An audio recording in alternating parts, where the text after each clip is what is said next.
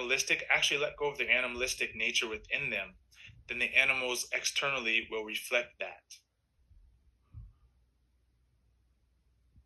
The animal is simply force undirected, or force in chaos, or force not controlled. The animal is simply a force undirected or not controlled. So in order to tame the animal within, we must start to cultivate our will.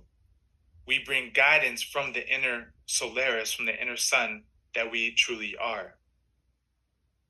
We call forth our eternal nature now. Now this translates directly over into becoming a true living sun, becoming a true embodied